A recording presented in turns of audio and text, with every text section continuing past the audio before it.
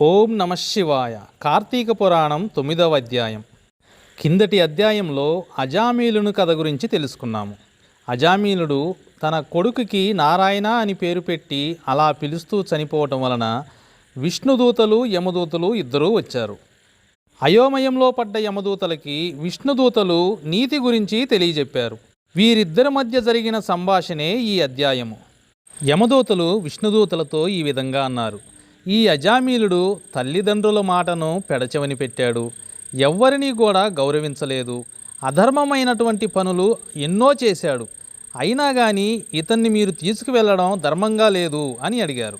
అప్పుడు విష్ణుదూతలు ఈ విధంగా చెప్పారు: కొంతమంది సత్పురుషులు ఉంటారు, వాళ్ళు అందరినీ గౌరవించటం, మంచి పనులు చేయటం, ఆర్తులను ఆదుకోవటం లాంటి పనులు చేస్తూ ఉంటారు. వాళ్ళు పుణ్యాత్ములు, వాళ్ళకి ఎలాగూ స్వర్గంలో చోటు లభిస్తుంది. ఇంకా పుణ్యక్షేత్రాలను సందర్శించే వాళ్ళకు కూడా స్వర్గంలో చోటు దొరుకుతుంది. వ్రతాలు జరుగుతుండే ఇళ్లల్లో ఉండే వాళ్ళకు కూడా పుణ్యం లభిస్తుంది. రామాయణ పారాయణాలు చేసే వాళ్ళకు కూడా లభిస్తుంది. వీళ్ళ జోలికి పాపాలు అస్సలు వెళ్ళవు.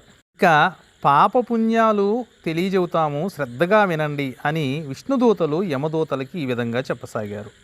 రుద్రాక్షలు ధరించినంత మాత్రాన పుణ్యాత్ములు కాలేరు. ఆడంబరమైన పనులు చేసి, శుష్కమైన దానాలు చేసి వీటి వలన పుణ్యాన్ని ఏ విధంగానూ పొందలేరు. ఇక ఈ విధంగా తెలిసో తెలియకో, వెక్కిరింతకో చనిపోయేటప్పుడు ఇష్టదేవతలను తలుచుకున్న, హరినామ సంకీర్తన చేసిన వారి యొక్క సమస్త పాపాలు పటాపంచలైపోతాయి. వాళ్ళు దైవ సాన్నిధ్యాన్ని తప్పక చేరుకుంటారు. ఈ అజామీలుడు కూడా ఈ జాతికి చెందినవాడే. ఇతడు ఎంతటి కులభ్రష్టుడైనా, దుర్మార్గుడైనా, క్రూరుడైనా, దయాదాక్షిణ్యాలు శీలము లేనివాడైనా తన కొడుకుకి శ్రీహరి అని పేరు పెట్టుకున్నాడు.